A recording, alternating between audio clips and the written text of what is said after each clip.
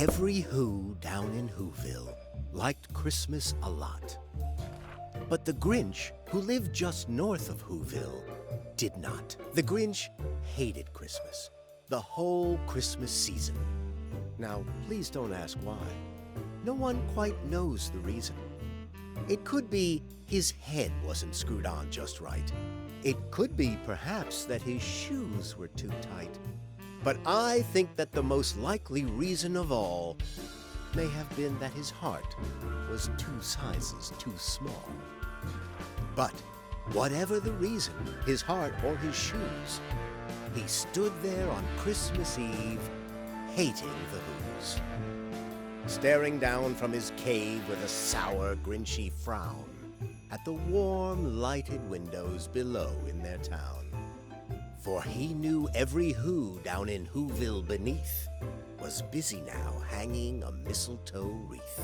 And they're hanging their stockings, he snarled with a sneer. Tomorrow is Christmas, it's practically here.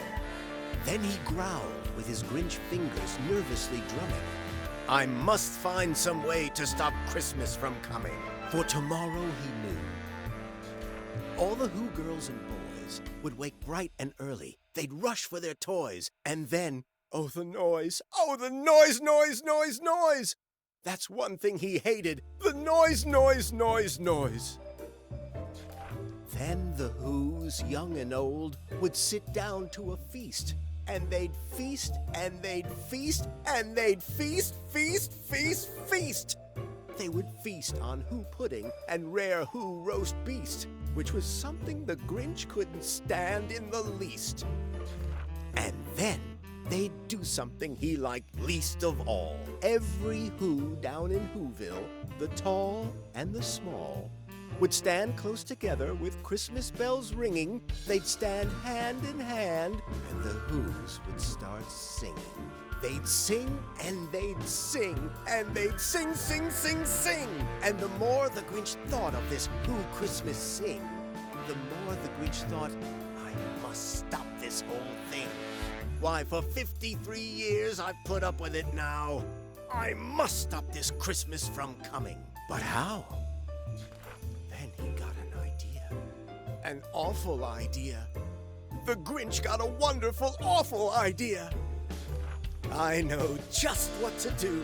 The Grinch laughed in his throat, and he made a quick Santa Claus hat and a coat. And he chuckled and clucked, what a great Grinchy trick! With this coat and this hat, I look just like St. Nick. All I need is a reindeer. The Grinch looked around. But since reindeer are scarce, there was none to be found. Did that stop the old Grinch? No, the Grinch simply said. If I can't find a reindeer, I'll make one instead. So he called his dog Max, and he took some red thread, and he tied a big horn on the top of his head. Then he loaded some bags and some old empty sacks on a ramshackle sleigh, and he hitched up old Max. Then the Grinch said, get up! And the sleigh started down toward the homes where the Whos lay a snooze in their town. All the windows were dark. Quiet snow filled the air. All the Whos were all dreaming, sweet dreams without care. When he came to the first little house on the square. This is stop number 1, the old Grinchy Claus hissed, and he climbed to the roof, empty bags in his fist. Then he slid down the chimney, a rather tight pinch. But if Santa could do it, then so could the Grinch. He got stuck only once for a moment or two. Then he stuck his head out of the fireplace flue, where the little Who stockings all hung in a row. These stockings, he grinned, are the first things to go. Then he slithered and slunk, with a smile most unpleasant, around the whole room, and he took every present. Pop guns and bicycles, roller skates, drums, checkerboards, tricycles, popcorn, and plums. And he stuffed them in bags. Then the Grinch very nimbly stuffed all the bags one by one up the chimbley. Then he slunk to the icebox. He took the Who's feast. He took the Who pudding. He took the roast beast. He cleaned out that icebox as quick as a flash. Why, that Grinch even took their last can of Who hash. And he stuffed all the food up the chimney with glee. And now, grinned the Grinch, I will stuff up the tree. And the Grinch grabbed the tree, and he started to shove, when he heard a small sound like the coo of a dove. He turned around fast, and he saw a small Who, little Cindy Lou Who was not more than 2. The Grinch had been caught by this tiny Who daughter, who got out of bed for a cup of cold water. She stared at the Grinch and said, "Santa Claus, why? Why are you taking our Christmas tree? Why?" But you know, that old Grinch was so smart and so slick. He thought up a lie, and he thought it up quick. "Why, my sweet little tot," the fake Santa Claus lied, "there's a light on this tree that won't light on one side. So I'm taking it home to my workshop, my dear. I'll fix it up there, then I'll bring it back here." And his fib fooled the child. Then he patted her head, and he got her a drink, and he sent her to bed. And when Cindy Lou Who went to bed with her cup, he went to the chimney and stuffed the tree up. Then the last thing he took was the log for their fire. Then he went up the chimney himself, the old liar. On their walls he left nothing but hooks and some wire. And the one speck of food that he left in the house was a crumb that was even too small for a mouse. Then he did the same thing to the other Who's houses, leaving crumbs much too small for the other Who's mouses. It was 1/4 dawn, all the Who's still abed, all the Who's still a snooze, when he packed up his sled. Packed it up with their presents, the ribbons, the wrappings, the tags and the tinsel, the trimmings, the trappings. 3,000 feet up the side of Mount Crumpit, he rode with his load to the tip-top to dump it. Pooh-pooh to the Who's, he was Grinchishly humming.